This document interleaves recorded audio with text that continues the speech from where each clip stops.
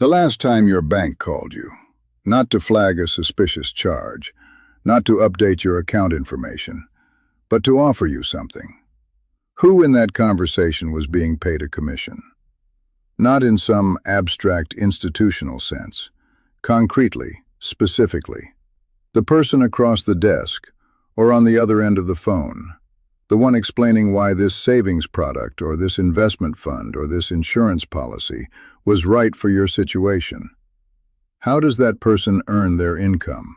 If the answer is that they are employed by the institution selling the product, then you were inside a conversation where the incentive structure pointed in a direction that had nothing to do with what was actually best for your financial life.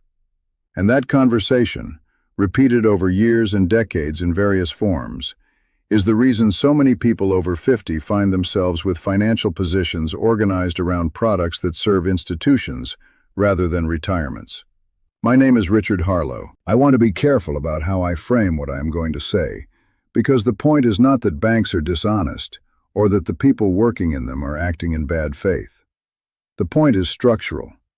A bank is a business whose revenue depends on the margin between what it pays depositors and what it charges borrowers, and whose fee income depends on the financial products its customers hold through its distribution channels.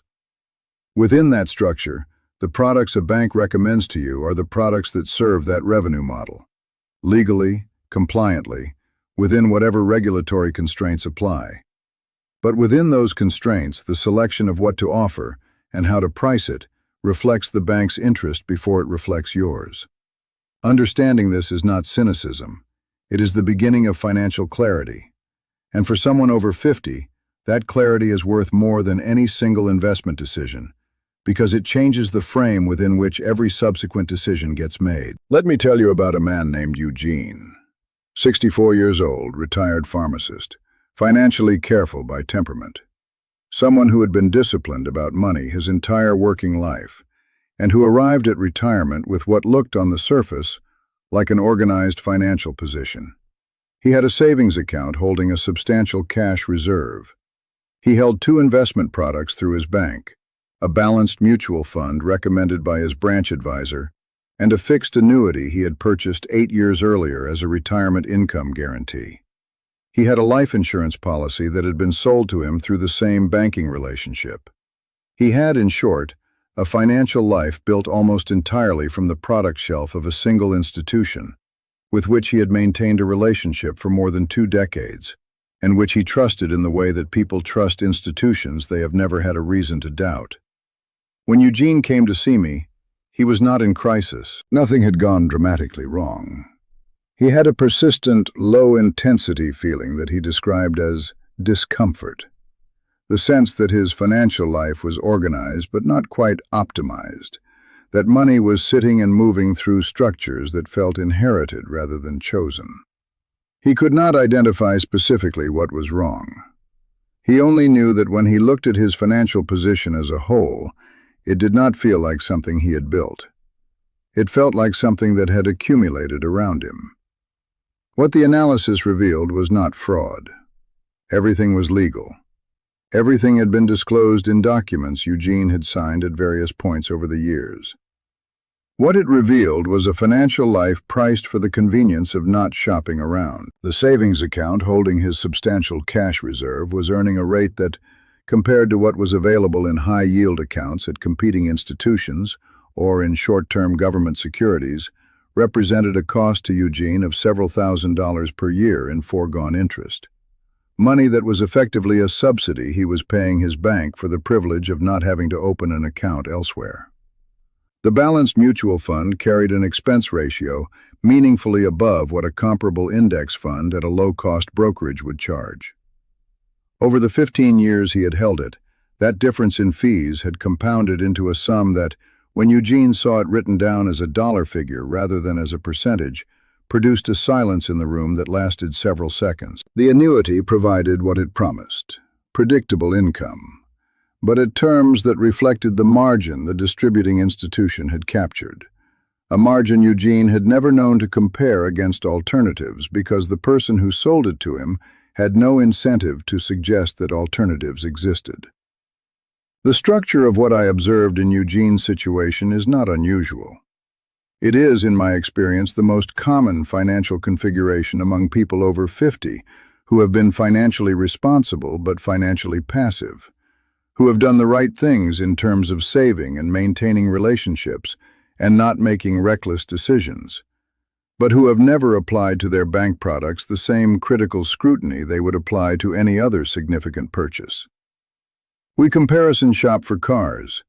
We get multiple quotes for home renovations. We check reviews before buying appliances. And then we take the financial products offered by our bank without asking what the equivalent product from a competing provider would cost, because the bank relationship has an intimacy, a duration, a familiarity, a sense of mutual knowledge that makes the transaction feel different from a purchase. It does not feel like buying something. It feels like an extension of a relationship. And that feeling is precisely what makes it expensive. What Eugene did over the following 18 months was systematic and methodical in exactly the way his pharmacist's training had made him approach things. He did not panic.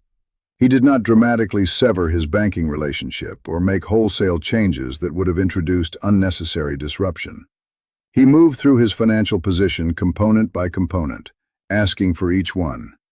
If I were selecting this today, from scratch, with no prior relationship with any institution, what would I choose? The excess cash above his operational needs moved into a high-yield account at an institution offering a rate that, at the time, was several times what his bank was paying on the identical balance. The mutual fund was liquidated and replaced with a low-cost total market index fund through a brokerage account at a firm whose business model does not depend on recommending its own products over competitors. The annuity was evaluated against its surrender value and its remaining contractual terms, and a decision was made about how to handle the transition in a way that minimized the cost of exiting while not extending the arrangement beyond its economic usefulness. The insurance was repriced. He simply called 3 other carriers, described the coverage, and received quotes. The resulting annual premium difference was not trivial. The cumulative effect of these changes, none of which was dramatic individually, was a financial structure that cost less and generated more of its potential return for Eugene, rather than for the intermediaries holding his assets. He described the experience not as having fixed a problem, but as having corrected an orientation, as having turned his financial life from a position where money flowed through structures that he had accumulated by default, into a position where money moved through structures he had deliberately chosen because they served his specific retirement objectives. The single most important move, the one with the highest return per hour of effort invested, is the one most people never make: moving the cash. The money sitting in a standard bank savings account earning a rate below inflation, below what is available in alternatives with comparable safety and comparable liquidity, is not being conservative. It is generating income for your bank while failing to generate income for you. This is not a complex investment decision. It does not require professional guidance or market analysis or risk tolerance assessment. It requires an afternoon and the willingness to open an account at a different institution. The reluctance to do it is almost entirely psychological. The inertia of an existing relationship, the unfamiliarity of a new platform, the discomfort of acknowledging that something that should have been done years ago was not done. These are real psychological forces. They are not, however, financial ones. Here is the exercise I want you to do before this week ends. Write down every product you currently hold through your bank. Every account, every investment, every insurance policy, every loan. For each one, write the rate it earns or the rate it charges and the fee it costs. Then spend 1 hour, just 1 hour, comparing each to what is available elsewhere for the identical function. You do not have to act on what you find immediately, but you will know with specificity exactly how much your banking relationship is currently costing you beyond its utility. And that number, whatever it is, will do more to motivate action than any general argument about what banks are or are not. See the number first, then decide what to do with it.